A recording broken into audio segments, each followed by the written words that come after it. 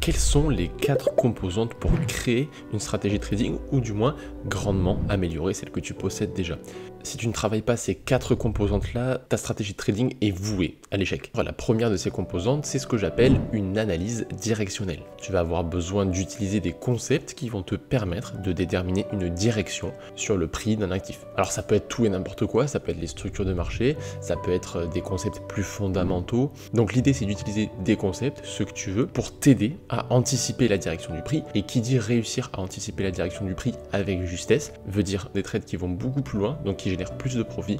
Donc voilà, ça c'est la première étape indispensable. Et j'en profite aussi pour te dire que tu dois travailler ces différentes composantes indépendamment les unes des autres. Tu vas d'abord par exemple travailler sur cette analyse directionnelle sans te soucier des résultats, juste pour voir si tu arrives à anticiper la direction du prix et avec quel taux de réussite. Et ensuite tu vas aller travailler les autres composantes. Et donc la deuxième composante, c'est une analyse sur les zones d'intervention. Et oui, imaginons que tu trades la paire euro-dollar et que tu as, par une analyse et fondamentale et technique, déterminé que l'euro-dollar allait grimper dans les prochains mois. Mais c'est très bien. Mais maintenant, comment tu fais pour poser un trade? Là, va falloir une analyse des zones d'intervention. Va falloir que tu réfléchisses aux zones d'intervention qui sont les plus opportunes. Encore une fois, je dis pas qu'il y a un concept qui est meilleur qu'un autre. Tu vas utiliser le concept que tu veux, mais par contre, il faut le tester de façon indépendante du reste de la stratégie pour ensuite tout assembler et faire en sorte que la stratégie fonctionne. La troisième composante, c'est la gestion des risques. Là, c'est ce qui va te permettre de passer d'une stratégie correcte à une stratégie exceptionnelle en modifiant les risques. Et oui, si tu arrives à capter quels sont les setups qui ont le plus de chances d'aller au bout, tu vas pouvoir aller augmenter le risque sur ces setups-là et diminuer le risque sur les setups qui sont un peu plus incertains. Comme ça, tu vas décupler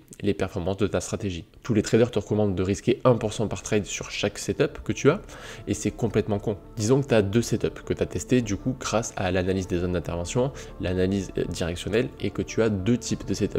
Un premier setup avec 80% de chance de win rate et un deuxième setup avec 50% de chance de win rate. Mais qu'il faut prendre quand même parce qu'il arrive beaucoup plus souvent que le premier et c'est une performance non négligeable à récupérer. Mais dans ces cas-là, si le premier est plus rare par exemple, mais que tu as 80% de chance de réussite avec celui-ci, et bien dès que celui-ci va se présenter, au lieu de risquer 1% sur ce trade, tu vas risquer 2, 3, 4%, ça peut aller même jusqu'à 10%, enfin il n'y a pas de limite. Tant que tu sais ce que tu fais, tant que tu sais gérer tes risques et ton drawdown, le drawdown c'est quand tu enchaînes les pertes, il ne faut pas que ça ruine ton compte, il faut que ça reste une perte encadrée, mais tant que tu arrives à gérer tout ça, tu vas pouvoir décupler complètement les performances de ta stratégie. Et ensuite, pour finir, même chose, c'est un facteur super important, c'est la gestion des profits. L'idée, c'est que quand tu gagnes plus que quand tu perds. Et donc pour ça, va falloir trouver, en fait, en testant différentes façons de gérer tes profits, quelle façon de faire est la meilleure.